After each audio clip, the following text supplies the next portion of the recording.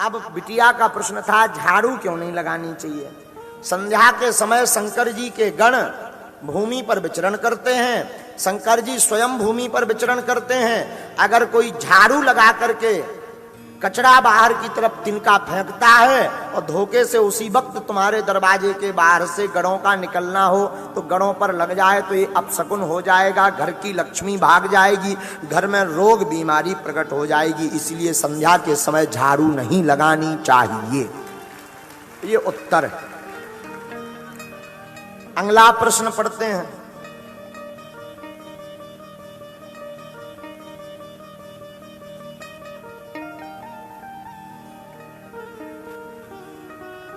जनेऊ की महिमा के बारे में पूछा था एक ब्राह्मण ने, आर्मी में है वो। जनेऊ की महिमा के बारे में पूछा था। यज्ञोपवीत पर चर्चा लेकिन हम कल करेंगे, बहुत लंबी व्याख्या हो जाएगी। यज्ञोपवीत को 2 सूत्रों में बता देते हैं। यज्ञोपवीत की अद्भुत महिमा है। रामायण में हनुमान जी ने भी इस महिमा की लाज रखी। ब्रह्मास्त्र तहि साधा कपि मन कीन विचार,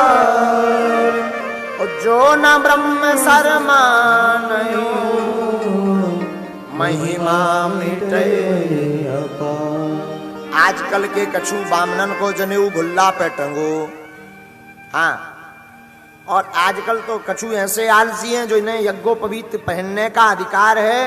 वो क्या करते हैं महाराज जी, हमने देखा है अपनी आंखों से, यज्ञोपवीत को वो ऐसे नहीं पहनते, यज्ञोपवीत को वो गले में लपेट लेते हैं। उनसे पूछो इससे क्या होगा, बोले महाराज जी गले में लपेटने से ना भी कान पर चढ़ा पाओ तो कोई दिक्कत नहीं, चल जाएगा। हाँ, अब बताओ, हमें तो कभी कभी बड़ी हंसी आती है। होगा भगवान जाने कोई तर्क किसी परिस्थिति के लिए किसी शास्त्र में दिया होगा, उसका खंडन नहीं हम करते हैं।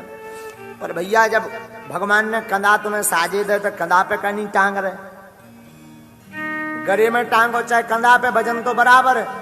तुम तो वैसे ही बात कर रहे कि एक आदमी रेलगाड़ी पे चलो जा तो पुटरिया मोड़ पे धरे तो रेल पे बैठो। ऊपर पूछी कि यार भाई साहब जब पुटरिया मोड़ पे कह दे, बोले रेल पे जाना वजन ना हो जाए। अब बताओ उसे कौन समझा है कि तुम रेल से बाहर नहीं हो। तो ब्राह्मणों से हम यही कहेंगे, ब्राह्मणों की महिमा 2 चीज से है, गायत्री और यज्ञोपवीत। हाँ, कल अगर आप सब विद्वान आएंगे तो कल हम आपको एक सत्य घटना बताएंगे। आज बता दें हैं? कौन से गांव की है हम नाम नहीं बताएंगे, हमारे क्षेत्र की एक चर्चा है। हमारे गांव के आसपास में एक गांव है, ठाकुरों का बाहुल्य गांव था। ठाकुरों का बड़ा जमावड़ा है आज भी। वहां एक गरीब ब्राह्मण रहते थे, श्री राम निवास जी, उनका नाम था श्री राम निवास। गरीब ब्राह्मण थे, खेती करते थे, भैंसियां गैयों की सेवा करते थे।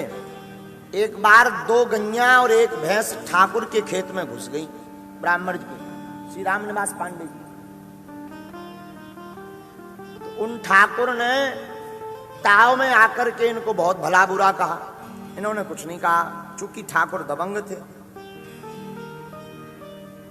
दूसरे दिन फिर किसी जलने वाले ने इनकी गैया छोड़ दी तो वो फिर ठाकुर के खेत में घुस गई। गैया ये बांध कर आए थे खाना खाने। अब तो वो दबंग था ही, दुष्ट आदमी था, उसका क्रोध का पारा ऊपर हो गया। तो वो घर पर आया और ब्राह्मण देवता महेरो, गांव में पहले महेरो बनत, तो मठा को महेरो बनो कर महेरो पावते। महेरो खा रहे थे तो उन्हें आके 4 चांटा इन्हें मार दे, खाते प्रसाद पाते समय 4 चांटा मार दिया। ब्राह्मण सिद्धांतवादी थे, इनको बड़ा बुरा लगा। इन्होंने कहा राजा साहब मार दिया सो मार दिया।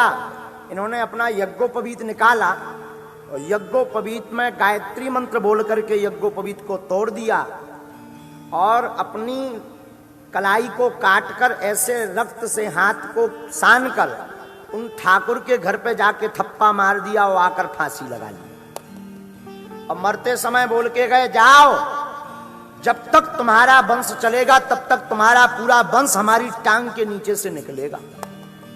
और मर गए। ठाकुर दबंग थे, कुछ हुआ गया नहीं। उन्हें लगा कि ऐसे तो बहुत मरते हैं।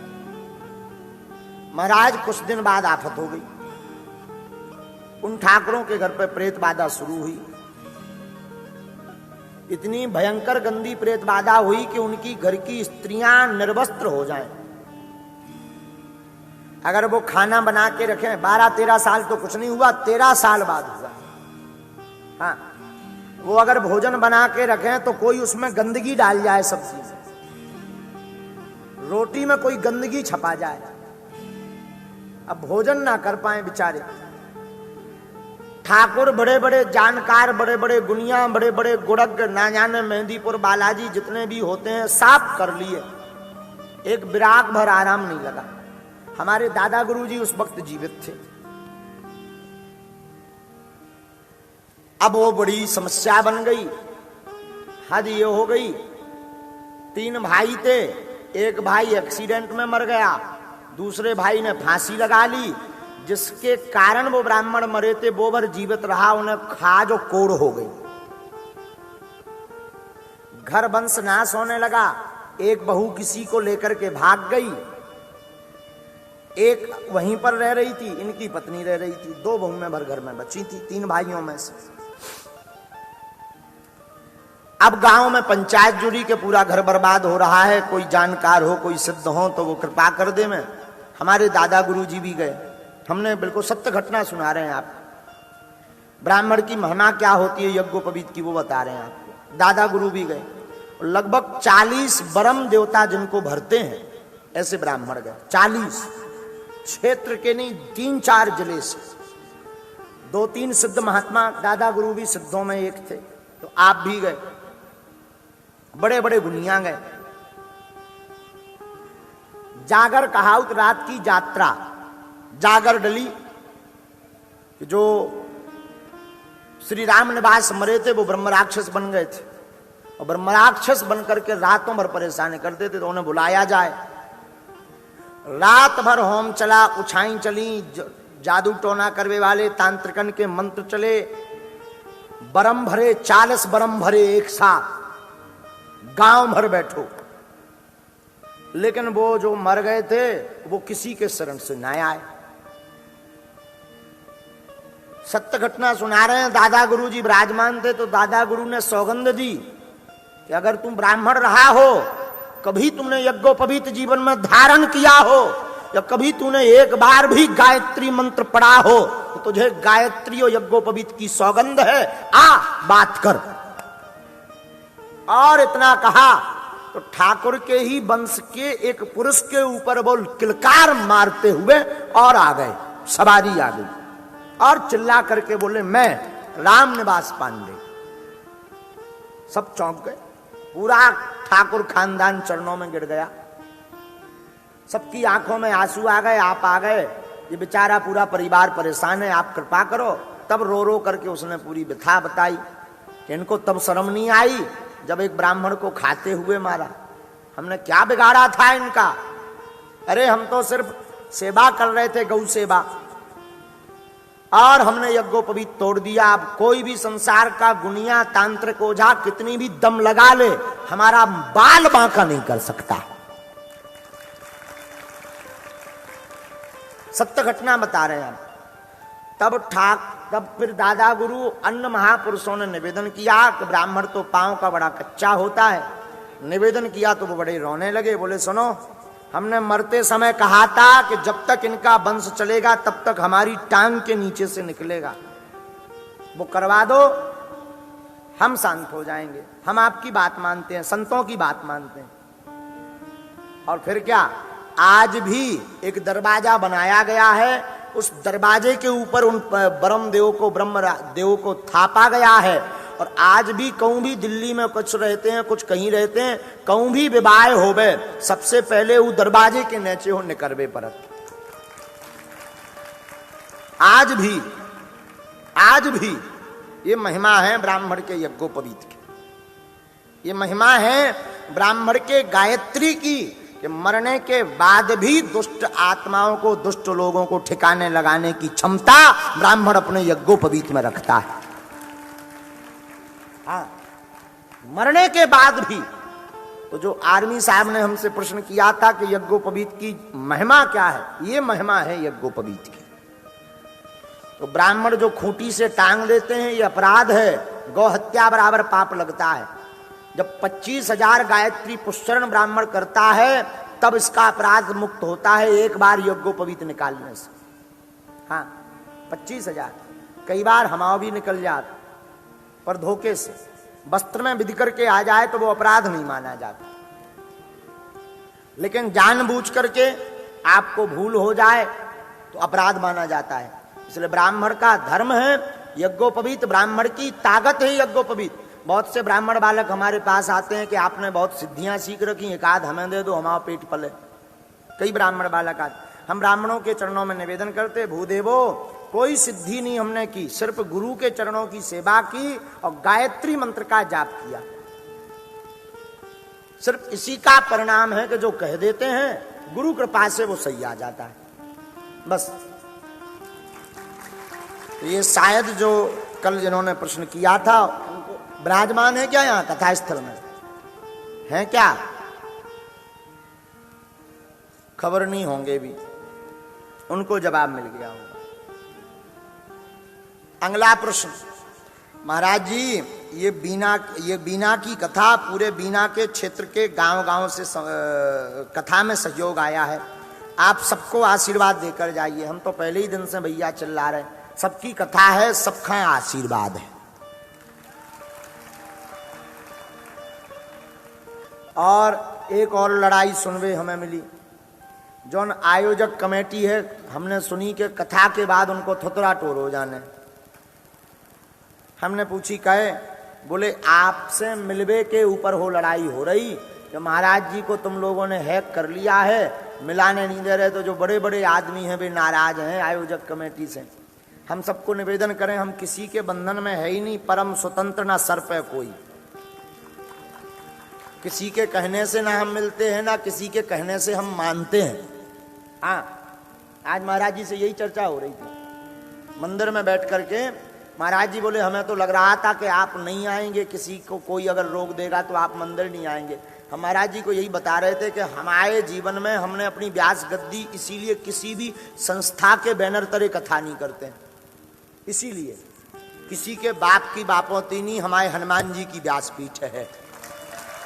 हाँ, किसी के बाप की बापोती नहीं है, ये व्यासपीठ हमारे हनुमान जी की व्यासपीठ है। हमारे हनुमान जी कहे हैं कि हंसने हैं तो हंसने हैं, और हमें आपसे मतलब भी नहीं, तुम कल भगत हो अबे भग जाओ।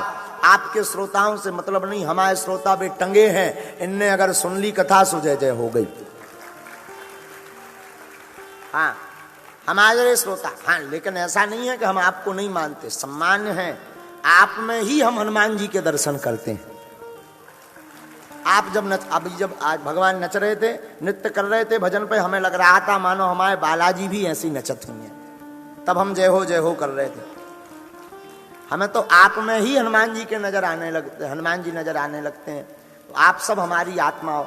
अगला प्रश्न, महाराज जी भीड़ बढ़ती जा रही है, आप आगे चल के बदल तो नहीं जाएंगे? वाह हा हा, ये हमारे कोई फ्लावर ने की होगी प्रश्न, अब खबर नहीं कौन ने किया है। साधु जी प्राण चले जाएं पर ये शरीर नहीं बदलवे वारो, ठटरी आज बल रही थी, काल बरत रही, परों बनने। हाँ, इन्होंने बल्कि हमारी चिट्ठी में एक दोहा लिखा, अब वो दोहा तो खबर नहीं हमारे लिए है किसके लिए।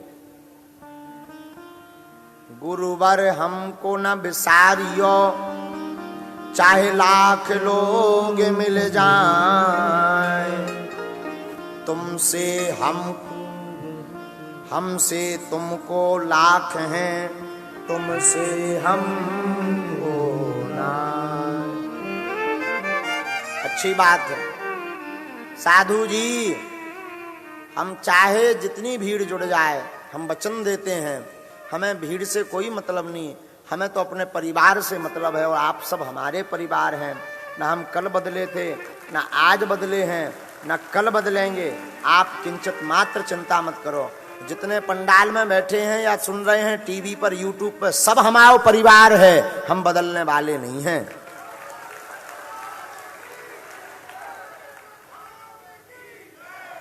कुछ प्रश्न और हो तो लाओ, एक दो चिट्ठी और पढ़ देते हैं।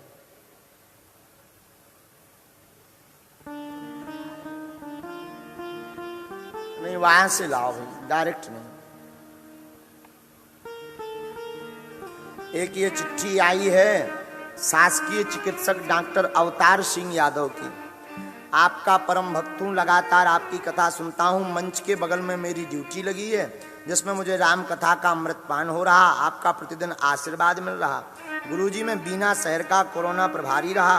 आपने एक उपद्रव भी बताया है, ईश्वर करे वो आपका उपद्रव मिट जाए। तुम भाग्यशाली हो कि ऐसी ड्यूटी लगी कि ड्यूटी में भी राम कथा की ड्यूटी हो रही।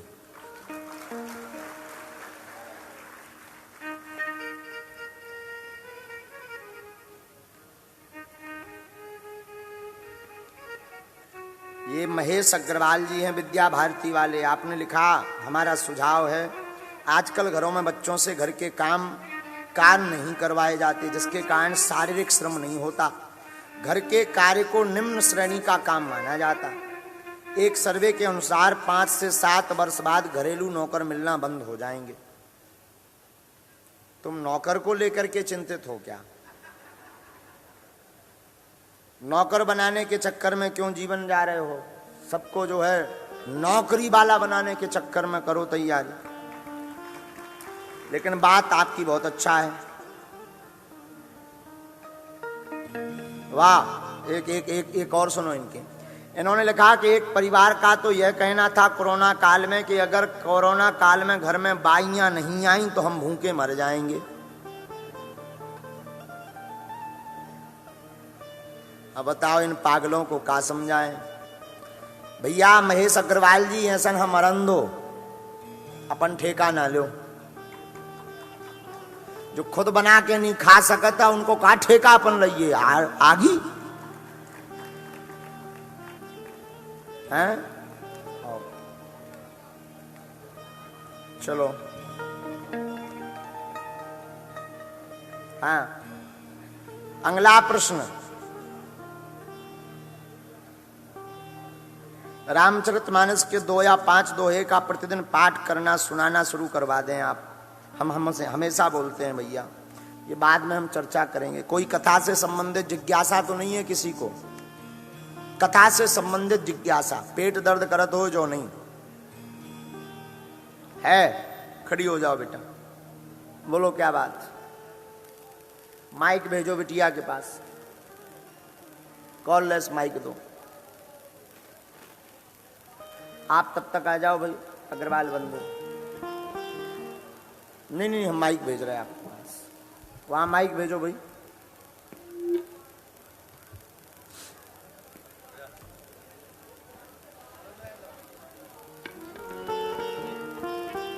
क्या नाम है? प्रणाम महाराज श्री। खुश रहो। राधे राधे। हाँ। महाराज श्री, एक चौपाई है, ढोल गवार शूद्र पशु नारी सकल तारना के अधिकारी। तो इसका मतलब गलत अर्थ निकाला जाता है और लोग तरह तरह की से मतलब बोलते कि लड़कियों को या फिर इन सब चीजों को मतलब पीटने की या फिर ताड़ना देने की ही जरूरत है, तभी जाके ये काम। वाह, पहले नंबर तो इसे ताली बजाओ बच्ची को। क्या नाम है आपका? जी महाराज श्री, अंकिता परिहार। कहाँ से हो आप? पथरिया जीगन। बहुत सुंदर बेटा, बहुत सुंदर प्रश्न, बहुत सुंदर प्रश्न। देखो, गोस्वामी जी नारी विरोधी नहीं थे। ढोल गवार शूद्र पशु नारी सकल ताड़ना, ताड़ना का अर्थ पीटना नहीं होता। ताड़ने का अर्थ होता है कि देखे रहना चाहिए, कहीं उपद्रव ना हो जावे। ताड़ने का अर्थ पीटना नहीं है, ताड़ने का अर्थ समझना, देखना है, मारना नहीं है। ताड़ना का अर्थ भैया हमें ना ताड़ो, एक गांव की भाषा में कहा भैया देखो हमें ना ताड़ो। ताड़ो को मतलब क्या हो? देखे लाभ। तो ढोल गवार और शूद्र और पशु और नारी, इन पांचों जनना देखे रहो, इनको कब रेलवे स्टेशन बदल जाए कोनो ठिकानो नहीं। तो पीटना नहीं है बिटिया, ताड़ना का अर्थ है सुनो ही कि लठ मारे, ये गलत है। और गोस्वामी जी स्त्री विरोधी नहीं थे। गोस्वामी जी ने जब रामचरितमानस लिखी तो पहले श्लोक में ही स्त्री की वंदना की। वर्णानाम अर्थ संघानाम रसानाम छंदसामपि।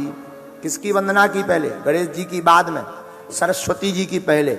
सरस्वती जी की पहले वंदना क्यों करनी चाहिए? बल्कि होनी चाहिए गणेश जी की, पर सरस्वती जी की इसलिए वंदना की क्योंकि गोस्वामी जी स्त्री विरोधी नहीं है, स्त्रियों के पक्षधर हैं, इसलिए ऐसा लिखा।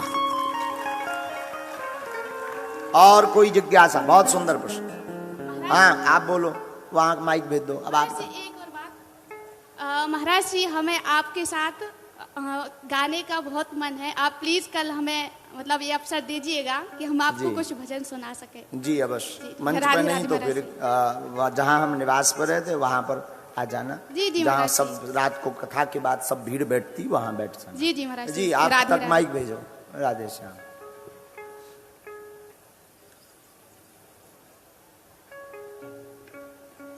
जी बहन जी, क्या नाम है? समृद्धि तिवारी। समृद्धि जी जी, बोलिए क्या बात? मेरा क्वेश्चन ये है कि आप मतलब लोग जो हैं वो पूजा से कितना मतलब जुड़ सकते हैं, क्योंकि आजकल पढ़ाई इतनी टफ हो गई है, कंपटीशन इतना ज़्यादा हो गया है, तो उसके साथ साथ पढ़ाई में लीन होना बहुत ज़्यादा मतलब ये होता है ना कि पढ़ाई को इतना मतलब पढ़ाई के साथ साथ इन सारी चीज़ों को टाइम नहीं दे पाते। और मेरा दूसरा क्वेश्चन ये भी है, जैसे कि आज आपने बोला कि चरणामृत से कि मतलब लोगों के जो भी कुछ भी गंदे काम किए या कुछ भी किया हो वो सब कुछ दूर हो जाता, तो फिर जो लोग इतने गंदे गंदे काम करते हैं वो ये सिर्फ चरणामृत लेके उनके तो सारे ही पाप एक बार में नष्ट हो जाएंगे। वाह, बहुत सुंदर तर्क, बहुत सुंदर तर्क, बहुत सुंदर। एक बार ताली बजाओ इसे। बहुत सुंदर तर्क। क्या नाम बताया? समृद्धि तिवारी जी जी। पहला प्रश्न का आपका जवाब ये है कि टफ पढ़ाई हो रही है, इसमें कम समय में कैसे पूजा करें, शायद आप ये पूछना चाहें। जी शायद हम जो समझ पाए। मतलब मेरा ये है कि जैसे मैं पढ़ाई कर रही हूँ तो कंपटीशन इतना ज़्यादा टफ है, और फिर एक साथ ना एक लोगों को ना डिप्रेशन भी हो जाता है, तो फिर लोगों को लगता है कि सब कुछ छोड़ के बस पूजा पाठ में लग जाऊं। तो लोग मतलब पूजा पाठ मतलब पढ़ाई के साथ साथ पूजा को भी कैसे टाइम दें, जी बैलेंस कैसे बना के रखे दोनों में? बिल्कुल बिल्कुल, बहुत अच्छा है। प्रातः काल उठने के तुरंत बाद अपना 30 मिनट का समय भगवत भक्ति के लिए निकालो, और जब भी बीच में समय मिला करे, खाते समय, चलते समय, तो निश्चित है ऐसा बहुत सा क्षण ऐसा होता होगा जिसमें पढ़ाई नहीं करते होंगे। उन क्षणों में चलते फिरते उठते बैठते भगवान का जाप करना प्रारंभ कर दो, और माता पिता की आज्ञा मानना प्रारंभ कर दो। पढ़ने वाले बच्चों के लिए यही पूजा है। आपका दूसरा तर्क बड़ा प्यारा है, हम इससे बहन जी बहुत प्रसन्न हुए कि अगर पाप कर लो और हमने कह दिया कि चरणामृत पी लो सब धुब जाए, फिर तो बड़े बड़े कतली भी कल्याण हो जाए। बिल्कुल आपका तर्क बहुत प्यारा है बहन जी। इस भाव पर हमारा ये कहना था कि अगर किसी ने बहुत गंदे पाप किए हों, अपवित्र हो गया हो, तो वो चरणामृत कर ले, पान कर ले, तो वो पवित्र हो जाएगा। पर इसका मतलब ये नहीं कि वो फिर से पाप करे और फिर चरणामृत पिए। लौटकर कभी दोबारा वो पाप ना करे, और एक बार चरणामृत पी करके प्रायश्चित भगवान के चरणों में कर ले, तो उसके सब पाप भगवान माफ कर देते हैं। आप संतुष्ट हैं? जी हाँ जी, आपको माइक दीजिए।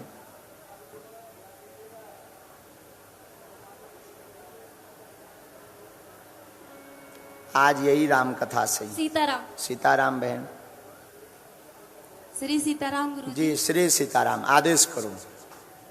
जी कल हमने चिट्ठी लिखी थी आपको, लेकिन आपके पास नहीं पहुंची शायद। कल बेटियों का प्रश्न था जो आपने किया था, तो उसके ऊपर मैं पूछना चाहती हूँ कि जब बेटियों की शादी हो जाती है तो माँ बाप कह देते हैं कि तुम्हारा घर पति का घर है, और जब पति के घर से अगर कोई रुष्ट हो जाता है या पति बोलता है कि जाओ अपने मायके, तो मायके में आती तो वो कह देता है कि अपने ससुराल जाओ, वही तुम्हारा घर है। तो आखिर बेटियों का घर कौन सा है? अगर मालूम दो तरफ से बेटी को भगा दिया जाता है, वो कहाँ जाएगी? कौन सा घर उसका कहलाएगा? वाह, वर्तमान परिवेश में ये भी प्रश्न बहुत सुंदर है। पर हम तो बहुत खुश हैं अपने परिवार में, पर हम सबके लिए और अच्छा, औरों के लिए जी लोगों को लग रहा था कि आप पे बीत तो नहीं रही है। नहीं हम कोई बात नहीं बहन, कोई बात नहीं। क्या नाम है आपका? प्रतिभा रावत। वाह, सुनो, बेटियों का कौन सा घर है? देखो, बेटियों के दोनों घर है। बेटी एक घर की नहीं है, बेटी दोनों घरों के नाम का रोशन करती है। लेकिन पति नाराज हो जाए तो पति कहता है, या पति के पक्ष वाले कहते हैं कि अब तुम अपने घर जाओ, तुम ऐसा उपद्रव हुआ या जो भी बात होती है, तुम अपने घर जाओ। तो वो घर पिता के घर आती है, तो पिता के घर पे भी यही कहा जाता। वास्तविकता में यह है, पिता का धर्म तब तक है जब तक बेटी का विवाह नहीं हुआ, तब तक बेटी का घर पिता का घर है। और जहां विवाह हो जाता है तो असली घर बेटी का पति का घर होता है। फिर चाहे वो जैसे पति रखे, बेटी को रहना ही पड़ता है। विपरीत परिस्थिति में ऐसी परिस्थिति कई बार बनती है कि पति नहीं रखता है या नहीं चाहता है, तलाक लेना चाहता है, तो पिता का दिल तो हमेशा से बड़ा होता है, तो पिता सहज बस बुला लेते हैं। पर हकीकत में विवाह के बाद बेटी का घर पति का घर हो जाता है, शास्त्र मर्यादा अनुसार। गुरुजी एक पर्सनल प्रश्न। पर्सनल नहीं, नो, नेवर। सीताराम गुरुजी। सीताराम। जय श्री राम गुरुजी। जय श्री राम जी। मेरा नाम संगीता गोस्वामी है जी। मैं आपसे ये पूछना चाहती हूँ कि कोई महंत कहते हैं कि सारी समस्याओं का हल एक लोटा जल। तो जब जल चढ़ाने के लिए हम महिलाएं मंदिर जाते हैं तो कई परिवार वाले कई ऐसे होते हैं कि अरे ये तो मंदिर जाती हैं, जल चढ़ाती हैं, और इस पे सवाल उठाते हैं। जी। तो इसके लिए आप बताइए कौन सवाल उठाता है? लोग उठाते हैं जी। देखो, अगर किसी महंत ने या किसी संत ने ऐसा कहा है और आप मान रहे हैं तो लोग क्या कह रहे हैं इस पर ना जाओ जी। लोगों ने कहने के लिए तो भगवान राम को नहीं छोड़ा, जी, आपको कब छोड़ेंगे? जी। तो जब सारी समस्याओं का हल एक लोटा जल है तो वो भी एक समस्या है, उसका भी हल एक लोटा जल है जी। तो एक एक्स्ट्रा और चढ़ा दो करे उनके नाम की, जौन पर वचन दिए। जब सारी समस्याओं का जल एक हल एक लोटा जल है, वह भी एक समस्या है, तो एक एक्स्ट्रा ठोक दो शंकर जी। हाँ जी। लेकिन अगर हमारे अब हास्य हमने विनोद में कहा जरूर है, पर एकदम एक्यूरेट हम आपसे कह रहे हैं बहन जी, कोई दिक्कत नहीं। संसार में आपको कोई पुजारन कहे, कई हमारे बच्चों को बोलते हैं, कई बागेश्वर धाम के जो जुड़े हैं, कहाँ पागलपन में पड़े, अंधविश्वास में पड़े, झाड़ फूंक में पड़े, टोना टोटका में पड़े, कछु नहीं होता, जो वो दुनियादारी 3 13 23। लेकिन हमारे पागल है ना, पागल तो पागल है, वो कटने वाले नहीं, लोग कहते रहते हैं। तो अगर आपकी श्रद्धा इतनी कमजोर होगी कि उनके कहने से आप जल बंद कर दो, तो आपकी फिर श्रद्धा नहीं है। नहीं और नहीं तो गुरुजी, लोग मैं कहते तो बागेश्वर धाम भी जाती हूँ, आपके यहाँ धाम पर भी जाती हूँ। स्वागत। तो लोग क्या कहते हैं बेटी, इस पर कोई ध्यान मत दो। हमारे प्रभु क्या कहते हैं, हमारे इष्ट क्या कहते हैं, रामायण क्या कहती है, इस पर ध्यान दो। नमस्ते गुरुजी। नमस्ते। राधे राधे। हाँ जी, राधे राधे। हमारा आपसे एक प्रश्न है। हमारा बिल्कुल पूजा में मन नहीं लगता है, कितनी भी कोशिश करें, एक दिन कर लेंगे, दूसरे दिन बिल्कुल मन नहीं करता। लड़ाई में मन लगा?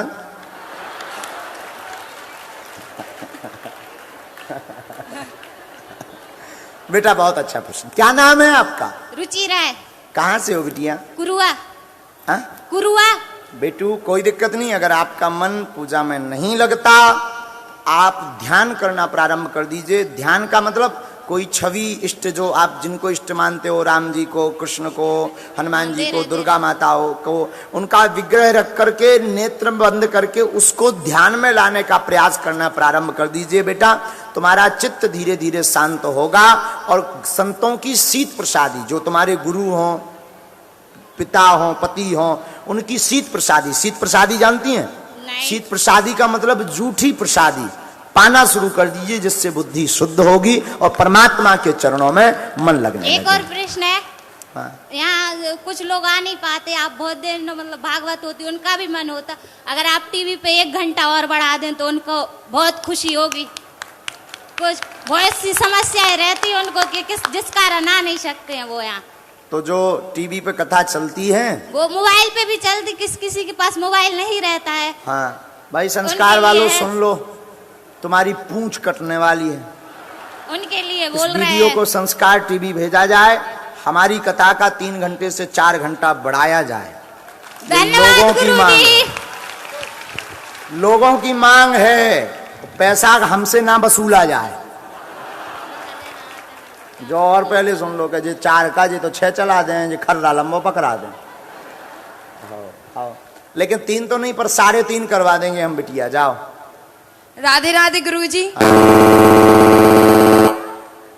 जी गुरुजी, हमारा ये प्रश्न है कि कुछ गुरुजी कहते हैं कि जो हमारे गुरुजी के इष्ट देव होते हैं वही हमारे इष्ट देव होना चाहिए, हमें उनकी परंपरा से जुड़ना चाहिए, तो ऐसा आवश्यक है क्या गुरुजी? गुरु जिस परंपरा के हों उस परंपरा को मानना तो बहुत आवश्यक है, उस परंपरा का तिलक लगाना भी बहुत आवश्यक है। उस परंपरा के जो इष्ट हैं वो तुम्हारे इष्ट सहजवश बन जाएंगे, पर बचपन से आप जिनसे जुड़े हो उनको ही उसी रूप में मानना शुरू कर दो तो दुविधा मिट जाएगी। गुरुजी आशीर्वाद दे दीजिए कि हमारा मन भक्ति में लगे। कभी कभी मन बदल जाता और कभी कभी। हाँ बालाजी ऐसी कृपा करें। जब वहाँ पुरुषों में भेज दो, पीछे भेजो। राधे राधे गुरुजी। पुरुषों में भेजो, वहाँ थोड़ा बच्चों को। राधे राधे गुरुजी। हाँ जी राधे राधे। मेरा प्रश्न ये है कि मतलब मैं जब पूजा करती हूँ ना तो मेरे परिवार वाले समझते हैं, और यहाँ वहाँ के लोग भी मतलब कहते हैं कि झूठा दिखावा कर रही है। ये तो हम जवाब दे चुके। संसार का काम है करना, तुम और ज्यादा करो। कोई तुम्हें थोड़ा टोका करे ना बेटा। और एक और प्रश्न है कि मतलब अभी मैंने गुरु दीक्षा नहीं ली है, और पता नहीं आप कहते हो कि जब तक गुरु नहीं मिलता तब तक भगवान से मिल नहीं सकते हैं। जी बात तो सही है। कब भगवान की कृपा होगी और कब गुरु जी मिलेंगे? जल्दी होगी भगवान की कृपा, बिल्कुल चिंता आपका मत करो। आशीर्वाद बना रहे। आशीर्वाद। घर से यही लेके आई थी कि कब आपके दर्शन होंगे। हो गए बेटा, खूब दर्शन भय। अब बिटिया चिंता मत करो, लोग क्या कह रहे हैं। कोई अगर तुम्हें टोके ना पूजा के लिए, सब सुन लो। बैठ जाओ, सब बैठ जाओ, बैठ जाओ, खड़े मत हो। जय श्री राम गुरुजी। पहले एक बात पूरा जवाब दे दें। अगर कोई पूजा के लिए किसी को टोके तो हमारी तरफ से तो यही कहना है कि उल्टी डबल पूजा कर दो। हाँ, झंझट खत्म। अब आप पुरुषों में जरा माइक दो, पुरुषों में माइक दो, गुरु आज्ञा को मानो। वहां पुरुष में वो पीछे बालक खड़ा है, उन्हें दो। कहां ले जा रहे हो माइक? वहां बालक को दो पीछे। वो बालक है ना पीछे। हाँ दो, आपको दे दो। चश्मा वाले भी खड़े हैं क्या? दे दो। जी सर बोलिए। सीताराम। सीताराम। पंडित जी राधे राधे। भैया राधे राधे। हम भी हनुमान जी के वक्त हैं बहुत बड़े। सर कहाँ से गुरुजी हो? किमलासा। वाह, बहुत बड़े। जी गुरुजी, आपसे बड़ी नहीं है बट। बोलो क्या आज्ञा है हमारे लिए? गुरुजी हमारा ये प्रश्न है कि लोग सभी भगवान को मानते हैं, बट एक भगवान को मान के अगर उनका आराधना की जाए तो इस विषय में आपका क्या कहना है? एक बार फिर से दोहराओ। लोग सब भगवान को सभी भगवान को लोग मानते हैं, उनकी पूजा करते हैं। हाँ, यदि एक भगवान को मान के उनकी पूजा की जाए तो इस बारे में आप क्या कहना चाहेंगे? इस बारे में जी। भगवान के रूप जरूर अनेक हैं। ऐसे समझो, आपने गड़िया गुल्ला देखे? जी। जानते हो गड़िया गुल्ला? जी। शक्कर खार कहते हैं उसे। जी। शक्कर का बनाया जाता है, तो उसमें कई बार हाथी बनाते हैं, घोड़ा भी बनाते हैं, जी। ऊंट भी बनाते हैं। जी। पर जब खाओ तब सब निकलते मीठे के मीठे हैं। जी गुरुजी। चाहे हाथी खा लो, चाहे घोड़ा खा लो, चाहे ऊंट खा लो, निकलत मीठो को मीठो है। उसी प्रकार चाहे तुम राम हाँ भज लो, चाहे श्याम हाँ भज लो, चाहे देवी जी हाँ, चाहे काली माता हाँ, होने कल्याण ही है। जी गुरुजी राधे राधे। गुरु चरणों को प्रणाम करते हुए मेरा एक प्रश्न है महाराज जी। जी आपने जैसे ब्राह्मण की व्याख्या की थी, हाँ। और सभी लोग सम्मान करते हैं, सम्मान करना चाहिए, लेकिन हम वर्तमान समय में ब्राह्मण किसे माने? क्योंकि वर्तमान समय में हम देख रहे हैं कई लोग मदिरापान भी करते हैं और इस तरह के कृत्य करते हैं कि उनसे हमारा मन विचलित होता है, और जो पूजा पद्धति है उसको भी उस तरीके से नहीं करते जो ब्राह्मण को करनी चाहिए। तो हम ब्राह्मण किसे माने? हमारा समाधान कीजिए। वाह, सुनिए। ब्रह्म जानेति ब्राह्मणः जो ब्रह्म की चर्चा करता हो, ब्रह्म को जानने की जिज्ञासा रखता हो, मस्तक पर तिलक रखता हो, शिखा चोटी बंधन हो, यज्ञोपवीत का धारण करता हो, कर्म कांड करता हो, भगवत भक्ति करता हो, कर्म कांड ना भी करता हो, अगर वो यज्ञोपवीत धारण करता, तिलक लगाता, शिखा रखता है, ब्रह्म की चर्चा करता है, उसे ही ब्राह्मण कहा जाता है। अब मदरापान वालों पर जो आपका कहना है, संसार है, पूरा संसार में गुण दोषमय है, तो सब में दोष व्याप्त हैं। आप दोष देखोगे तो आपको हम में भी दोष दिखाई पड़ जाएंगे। तो हमें लगता है कि आप दोष ना देख करके गुणमय वाले जो लोग हैं उनका अनुसरण करें। रही बात सम्मान की, तो जो ब्रह्म की चर्चा करे तो केवल ब्राह्मण नहीं, ब्राह्मण तो पूजनीय सम्मानीय है ही है, उसे विप्र पूजिए वेद विहीना, ब्राह्मण तो वेद विहीन भी हो तब भी पूजनीय है। कोई भी बरादरी का व्यक्ति हो, अगर वो भगवान का भक्त है तब भी उसका सम्मान करो। इससे नहीं तो जातिवाद वाली बात, हाँ भगवान ये बालक को दो, हम बोलेंगे किसको देना है जी। आदेश। गुरुजी जय श्री राम, चरणों में बंधन है मेरा। खुश रहो भगवान।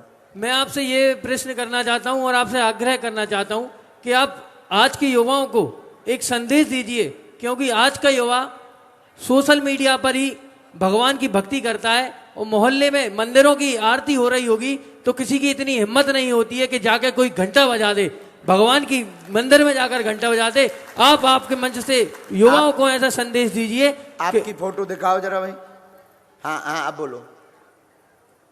गुरुजी मैं आपसे यही चाहता हूं कि हर युवा को मंदिर से जोड़ने का, अपने धर्म के प्रति जोड़ने का, हर अपने धर्म के बारे में हर चीज हर युवा को पता होना चाहिए। मैं ऐसा आपसे आग्रह करूंगा। उसी बात के साथ अपनी वाणी को विराम देता हूं। गुरुजी आप माइक लिए रहे 1 मिनट के लिए। क्या नाम है आपका? जी मेरा नाम रोहित कौशल है। कहाँ से हैं आप? मैं जिला अशोकनगर से रहने वाला हूँ। कथा में कब से आ रहे हैं? कथा में महाराज जी मैं पहली बार आ रहा हूँ। कम से कम पिछले 15 दिनों से बागेश्वर धाम जाने का सोच रहा हूँ, परंतु ऐसी परिस्थिति नहीं बनी थी। कल भी मेरी माता को लेके यहाँ पे आ रहा था, पर कल भी स्टेशन से मैं लौट गया था घर पर, परंतु आज परिस्थिति ऐसी बची। आपका बुलावा था, बागेश्वर धाम का बुलावा था, जो आपके समक्ष आपके दरबार में मैं उपस्थित हुआ। मैं इस आज के दिन को अपने जीवन में कभी नहीं भूल पाऊंगा महाराज जी। आपने कहा युवाओं को ऐसा संदेश दें जिससे युवा सनातन संस्कृति से जुड़े। हम पहली बात तो ये कहेंगे, जिस प्रकार अन्य धर्म के लोग 5-5 बार न जाने क्या क्या पढ़वाते हैं, उन्हें टोपी लगाने में दिक्कत नहीं, किसी को क्रॉस पहनने में दिक्कत नहीं, पर कल मुहे हिंदुओं को तिलक लगाने में भी दिक्कत है, रामायण पढ़ने में भी दिक्कत है। तो हम ये कहेंगे युवाओं में सबसे पहले शुरुआत आपसे हो। बिल्कुल गुरुजी, मैं हमेशा धर्म के प्रचार में ही लगा रहता हूँ। नहीं, प्रचार में है, पर मस्तक पर प्रचार का सर्टिफिकेट नहीं लगा है गुरुजी। ये पसीने के कारण।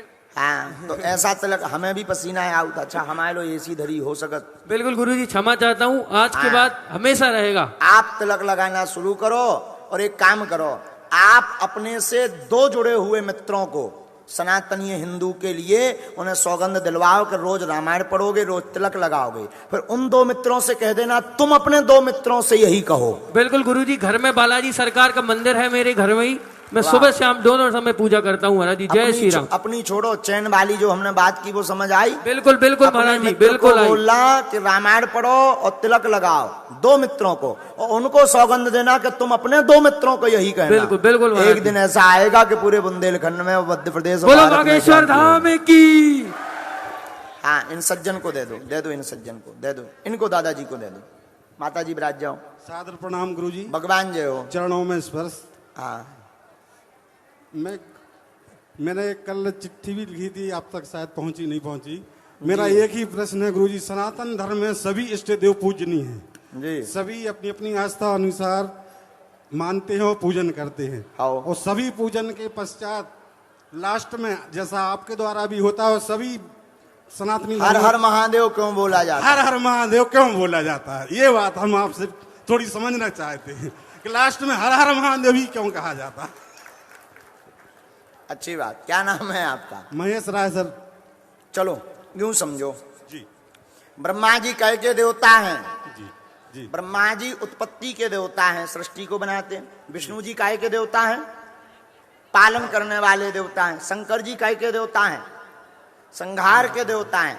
तो हम लोग जब लास्ट में जयकारा लगाते, धर्म की जय हो, अधर्म का नाश हो, प्राणियों में सद्भावना हो, विश्व का कल्याण हो, धर्म की जय हो, अधर्म का नाश हो। नमः पार्वती पते हर हर महादेव। इसमें जय भी है, इसमें विनाश भी है। तो देवतन की तो जय बोल दई, विनाश करने तो शंकर जी यहाँ चाने, सो हर हर महादेव कर दो कि अधर्म को विनाश करवे के लाने अब आओ। जय हो गुरुदेव, जय हो, जय हो। इसलिए कहा जाए अगर शास्त्रीय चाहिए तो कल हम शास्त्रीय जवाब भी देंगे, आज नहीं कल देंगे। अब इसके बाद में ये व्हाइट कुर्ता वालों को दो सर,